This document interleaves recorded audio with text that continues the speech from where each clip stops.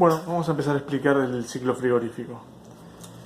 En un principio, el objetivo del ciclo frigorífico es llevar calor desde un cuerpo a menor temperatura a uno a mayor temperatura.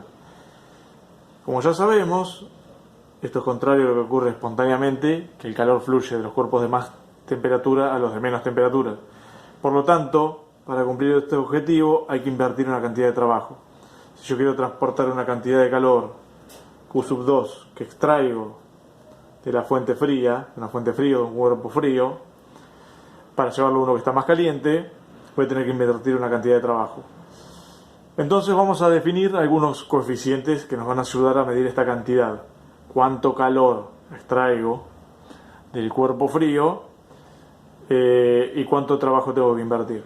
Bueno, ese coeficiente es el coeficiente de efecto frigorífico, que es el calor que extraigo de la fuente más fría y sobre el trabajo que invierto. Y después tengo el coeficiente de efecto calorífico, que es cuánto calor le aporto a la fuente caliente sobre el trabajo que invierto. Entonces, con estos dos coeficientes, ahora basándonos en un ciclo de Carnot reversible, vamos a suponer que nuestro ciclo frigorífico va a cumplir con un ciclo de Carnot reversible. También entonces yo acá tengo una transformación a través de un ciclo. ¿Está bien? En realidad esto va así. El ciclo va en esta dirección. También tengo dos compresión y expansión isentrópica y dos transformaciones isotérmicas. Bueno, con este ciclo de Carnot yo tengo que el calor extraído de la fuente fría va a ser T2 por el delta S y el calor aportado a la fuente caliente va a ser T1 por el delta S. Los delta S son iguales. Entonces, si los reemplazo en el coeficiente de efecto frigorífico, me va a quedar que el coeficiente de efecto frigorífico es T2, la temperatura de la fuente fría, sobre la diferencia de temperaturas entre las fuentes. Y el efecto calorífico es T1, la temperatura de la fuente caliente, sobre la diferencia de temperaturas entre las fuentes. Como ven, este valor va a dar siempre mayor que 1. ¿Está bien? ¿Por qué? Los valores tanto de T1 como de T2 son en temperatura absoluta. También imagínense que estamos a 27 grados, también para hacer números redondos. Entonces, la fuente caliente estaría, por ejemplo, a 27 grados sería el ambiente, T1 sería 300 grados. Y si nosotros queremos mantener un recipiente, una fuente fría, vamos a suponer a 7 grados, entonces nosotros tendríamos una diferencia de temperatura entre T1 y T2 de 20 grados. Entonces sería 300 dividido 20. Esto me da más o menos 15 por ahí. Entonces nuestro coeficiente de efecto frigorífico va a ser varias veces mayor que 1. Es decir, que yo estoy invirtiendo una cantidad de trabajo y puedo extraer varias veces el calor Q2, varias veces el equivalente a la cantidad de trabajo que invertí. Bueno, por eso es un coeficiente y no es un rendimiento. Ahora vamos a ver el ciclo frigorífico de Carnot como un ciclo de vapor, de compresión de vapor. Entonces, en un ciclo de vapor, de algún vapor que nos pueda servir para hacer el ciclo, vamos a dibujar un diagrama de Carnot dentro de la campana de vapor húmedo. Entonces acá tenemos una T1 y una T2 y acá tenemos el ciclo donde evoluciona nuestro ciclo de Carnot. Este sería el sistema más simple de un ciclo frigorífico por compresión de vapor y tendría 4 componentes. Una parte donde se absorbe el calor, es decir, que se produce una transformación desde este punto 1 hasta este punto 2, se generaría una evaporación del líquido saturado se transformaría en vapor saturado. Está bien, acá desde el punto 2 hasta el punto 1 se aumenta el título del vapor, es decir que la proporción entre vapor y líquido aumenta. También pasa a tener de mayor cantidad de líquido respecto al vapor a mayor cantidad de vapor respecto al líquido. Esto ocurre en el evaporador. También acá le aporto el calor 2 a mi evaporador y se produce la transformación desde el punto 1 hasta el punto 2. Después pasa a un compresor donde comprimiría desde el punto 2 hasta el punto 3 en forma isentrópica, aumentando su temperatura desde T2 hasta T1. En este punto entraría el fluido en un condensador donde se libera el calor Q1 a la fuente caliente, a donde sea el ambiente puede ser, o cualquier otro medio. Entonces, en este condensador, el vapor saturado se condensa y pasa a ser líquido saturado en el punto 4. También en el punto 3, que es vapor saturado, pasa a presión constante a líquido saturado. Y después, desde el punto 4 hasta el punto 1, se produce una transformación a entalpía constante a través de un expansor. Bueno, supuestamente acá entra en un dispositivo en el cual el fluido se expande a entropía constante hasta que alcanza el punto 1, es decir, pasa de la temperatura 2 a la temperatura 1, desde la presión de saturación del punto 2 a la presión de saturación, del punto 1 a la presión de saturación del punto 2. Bien, acá el fluido frigorígeno o intermediario, fluido intermediario, tiene que cumplir varias condiciones. Varias condiciones que responden a cuestiones constructivas. Una de esas es que la presión de saturación de la temperatura 1, que va a ser mayor que la de la temperatura 2, tiene que ser mayores que la del ambiente. ¿Para qué? Para que este sistema donde evoluciona el fluido, la presión en el interior del sistema sea mayor que la atmosférica, y si tiene una fuga, se pierda el material intermediario, el fluido intermediario, se pierda al ambiente y no entre aire desde el ambiente hasta a mi sistema. ¿Por qué? Bueno, porque el sistema no funciona con aire. El aire no se condensa ni se evapora dentro del sistema, empezaría a funcionar mal. También es más fácil detectar una fuga que una chupada de aire, vamos a poner.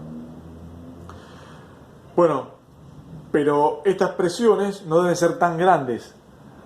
No deben ser tan grandes, tanto más altas que el ambiente. ¿Por qué? Porque si no, nuestras cañerías deberían ser demasiado resistentes y llevarían más material. Entonces, por una cuestión económica, las presiones de saturación para la temperatura 1 y la temperatura 2 tienen que ser más grandes que el ambiente, pero no mucho más grandes para que la cañería no sea tan reforzada. Después no deben ser tóxicos, bueno, porque esto está en contacto con personas y si se pierde el fluido, afectaría a las personas que estén en el ambiente. Y la temperatura 1, que es la temperatura de la fuente caliente, tiene que ser menor que la temperatura crítica. Bueno, estas son las condiciones que tiene que cumplir el fluido intermediario. Ahora, analizando el ciclo de Carnot dentro de mi campana de vapor húmedo, hay dos cuestiones acá. Una, que un compresor generalmente solo comprime vapor y no comprime un vapor húmedo, solamente la parte de vapor saturado comprimiría. Entonces, en esta etapa yo tendría que separar el vapor del líquido, una parte adherir al compresor, otra a una bomba, y después volverlos a unir y que alcancen el punto 3. Bueno, esto constructivamente es bastante engorroso, y lo mismo pasa en el expansor. Acá, en el expansor, yo tendría que, en este expansor, entrar una fracción de líquido y de vapor. Se tendría que generar líquido y vapor. Está bien, este trabajo tendría que tener una especie de motor acá, donde recupero parte del trabajo Y bueno, esto constructivamente tendría que tener un compresor y un motor. Un motor expansor donde obtengo parte del trabajo. Bien, esto es complejo. Entonces lo que se hace es eliminar este expansor y poner una válvula. De esta forma obtenemos el ciclo frigorífico a compresor pero en régimen húmedo. Entonces, desde el punto 4 al punto 1, ahora pongo una válvula de expansión. En mi válvula de expansión, esta es la válvula de expansión, lo que tengo es una transformación a entalpía constante. Entonces, del punto 4 al punto 1, si bien tengo una transformación a entalpía constante, esta transformación no es reversible. Me genera un aumento en la entropía. ¿Está bien? Entonces, bueno, ahora mi ciclo va a ser más fácil de construir, pero menos eficiente. El resto del ciclo es el mismo. Tengo un evaporador, donde absorbo el calor Q2, el compresor donde comprimo mi vapor húmedo otra vez hasta que alcanzo el vapor saturado en el punto 3 a la temperatura 1, y acá se produce la condensación en el condensador donde se libera el Q1. Si analizamos este ciclo y vemos el coeficiente de efecto frigorífico, me va a quedar que es el calor 2, el calor en el evaporador sobre el trabajo invertido. Entonces acá voy a tener que es como la masa que circula es única, voy a tener que es H2 menos H1 dividido H3 menos H2. Esta es la entalpía. Bien, estos valores son más bajos. Este coeficiente de efecto frigorífico es más bajo que el que obtenemos con el ciclo de Carnot. ¿Saben por qué? Porque este proceso, donde obtenía parte del trabajo, ahora no lo obtengo más. Este trabajo donde tenía el expansor en el ciclo de Carnot, ahora no lo tengo más. Y tengo una transformación irreversible donde tengo una pérdida de energía. Y este calor que absorbo es más chico. Fíjense que en el ciclo de Carnot absorbería desde H2 hasta H1', y acá estoy absorbiendo desde H2 hasta H1. En el calor que obtengo acá es menor.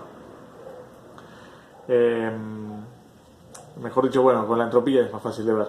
También porque es T2 por el delta S. El delta S 1,2 es más pequeño que el 1'2.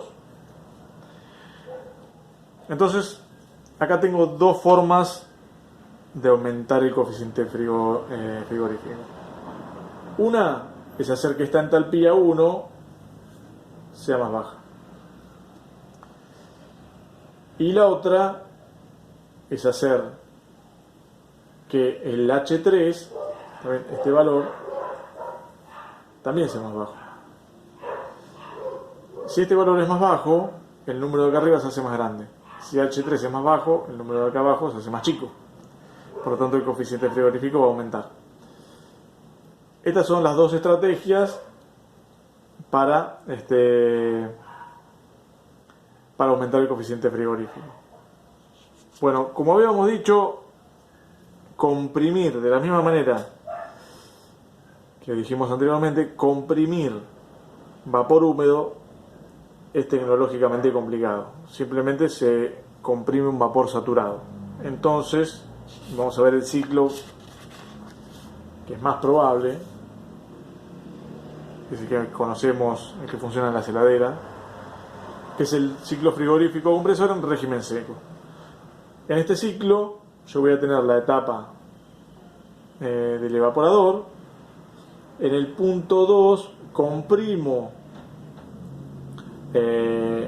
vapor saturado. Está bien, desde el punto 2 hasta el punto 3 comprimo vapor saturado, y acá a presión constante en el condensador empiezo a enfriar vapor sobrecalentado, toda esta parte, hasta que se empiece a condensar.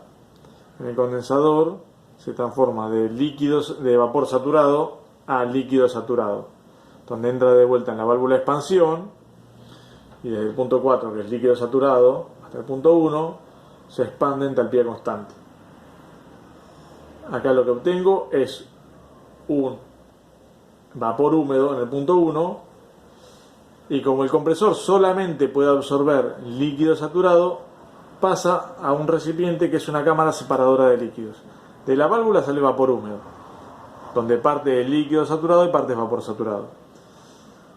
La parte de vapor saturado pasa al compresor, y la parte de líquido saturado entra en el evaporador, absorbe el calor Q2, se evapora, acá entra líquido saturado en el evaporador, se evapora y sale vapor saturado y se va al compresor. Es decir, solo en el compresor entra vapor saturado en la condición 2. Bien, además acá agregamos un gráfico que es el más comúnmente usado en el sistema de refrigeración, que es P, presión versus entalpía. Bueno, ¿por qué presión versus entalpía? Porque básicamente el sistema tiene dos circuitos de presión. Un circuito de presión alta, que es desde después del compresor, el condensador, y antes de que entre la válvula, esta es la parte de presión alta, y una parte de baja presión, que desde que sale de la válvula entra en el evaporador y entra en el compresor. Toda esta parte es de presión baja. Entonces en el circuito los fluidos evolucionan en una parte de presión alta y en una parte de presión baja. Entonces es más fácil de graficar estas transformaciones en un gráfico. Acá tengo, para la temperatura T1, tengo las transformaciones a esta presión, que es la presión de saturación a temperatura 1. Y para las transformaciones que están en la parte de la presión baja, que es de la temperatura 2, están en esta zona, en la línea de presión constante de la temperatura, de la presión de saturación para la temperatura 2. Bien, entonces fíjense acá, yo tengo un vapor saturado en el punto 1, paso parte del líquido, habíamos dicho, pasa por el evaporador, y el vapor saturado que se obtiene de la evaporación dentro del compresor se comprime acá a entropía constante,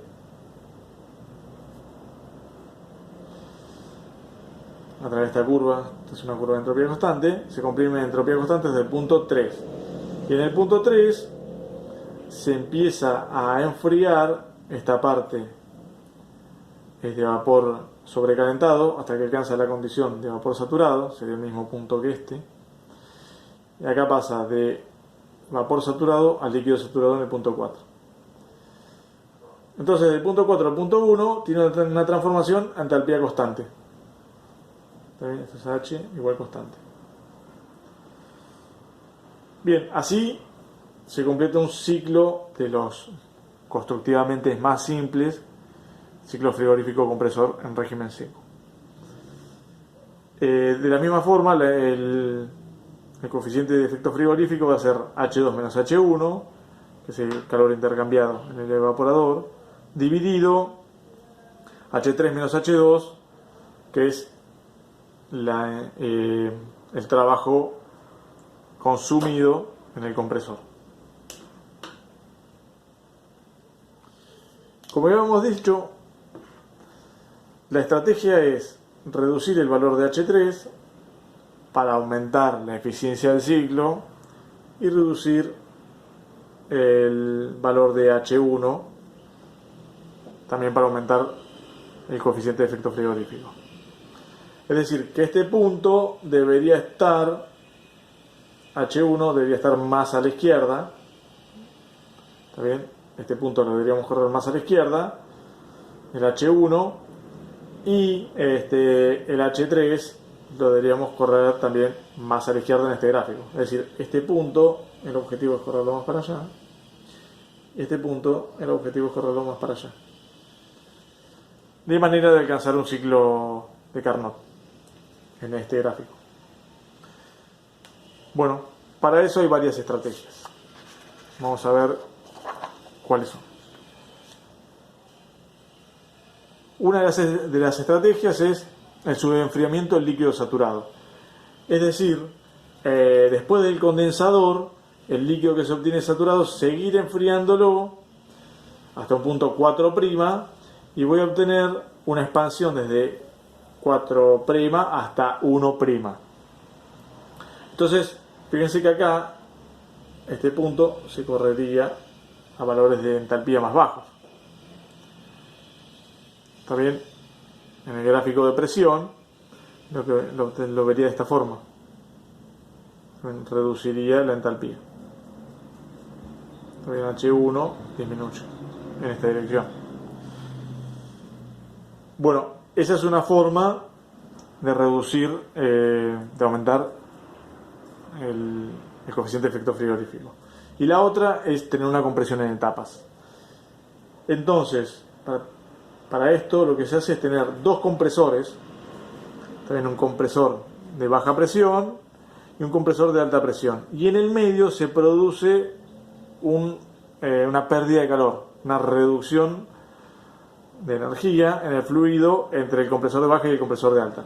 Entonces, yo estoy en el punto 2, donde tengo el vapor saturado que salió del evaporador, lo comprimo hasta una temperatura, hasta una presión intermedia, después bajo la temperatura, pierdo calor en el fluido ese, bajo su temperatura a presión constante esto, y ingreso en el segundo compresor, donde alcanzo el punto de 3'. También fíjense que 3' voy a tener una entalpía menor que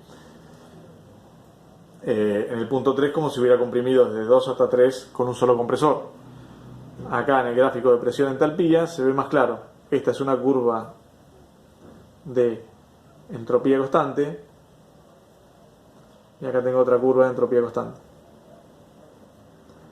donde evolucionan las etapas de compresión. Entonces yo paso del punto 2 a una presión intermedia. Acá pierdo parte del calor en un intercambiador de calor y vuelvo a comprimir en el segundo compresor de alta. Entonces mi H3' tiene menos entalpía que H3. ¿Está bien? H3 disminuyó. Estas son las dos estrategias básicamente para aumentar el coeficiente de efecto frigorífico, es decir, aumentar la eficiencia del ciclo. Hay varias formas de implementar estas etapas. Vamos a ver una. Una es la compresión en dos etapas, con enfriamiento por reinyección. Bueno, lo que tengo acá es dos compresores, ¿está bien? Y mi ciclo vamos a arrancarlo antes del evaporador. Estoy en el punto 1, después de la válvula de expansión de baja, ahí, ahora vamos a ver.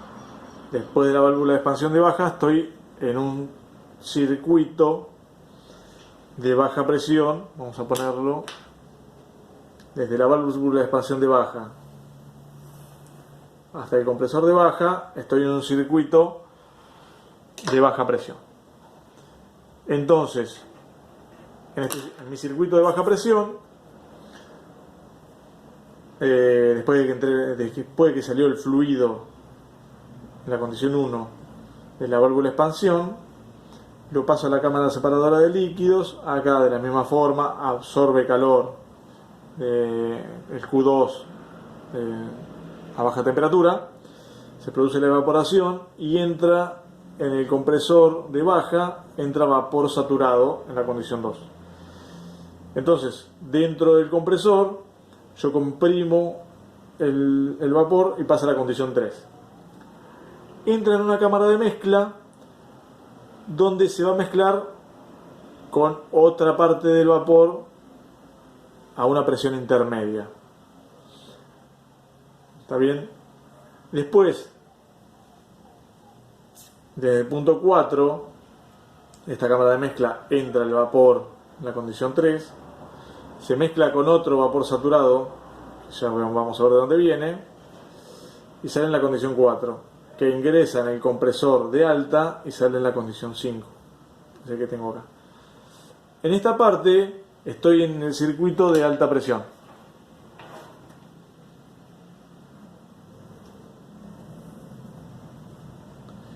En toda la parte del condensador estoy en el circuito de alta presión. Dentro del condensador se enfría este fluido que está en la condición 5, que es un fluido sobrecalentado, se enfría hasta que se condensa en la condición 6. Entra en la válvula de expansión de alta y sale en la condición 7. Tengo un fluido, un vapor húmedo, y acá en este vapor húmedo entra una cámara separadora de líquidos intermediaria. ¿Qué es lo que pasa acá? Bueno, el vapor saturado pasa a mi cámara de mezcla. En este vapor saturado pasa a la cámara de mezcla y se mezcla con el vapor sobrecalentado que sale del punto 3.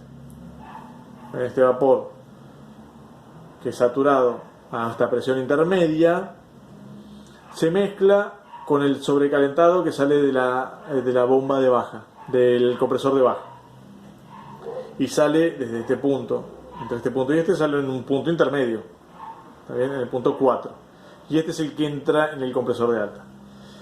Mi líquido saturado entra en una válvula de expansión de baja y empieza de vuelta el ciclo. El líquido saturado entra en la válvula de expansión de baja y pasa del punto 1 al punto 1.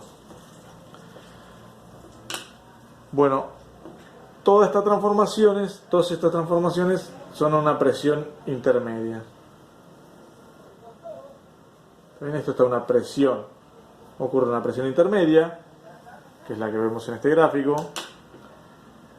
Esto ocurre a una presión alta, que es esta. Y esto ocurre a una presión baja, la presión de baja, que es esta. Acá está el condensador, acá está el evaporador, que es donde se absorbe el calor, y acá está el condensador, que es donde se libera el calor al ambiente. Fíjense que en este ciclo, ahora yo tengo dos etapas de expansión, tengo dos etapas de compresión. Estoy evitando un pico más alto que tendría por acá, y estoy evitando que el punto 1 termine como por acá. Entonces esto se acerca más al ciclo de Carnot y es más eficiente. Bueno, la eficiencia la vamos a evaluar como el calor más dividido los dos trabajos de cada compresor, el de alta y el de baja, la suma de los dos. Si quieren el Carlos García, hay un detalle, dependiendo de cómo es la cantidad de fluido que circula por acá, del calor que se absorbe y del calor que se libera, van a aparecer algunos parámetros de qué masas están circulando por los circuitos.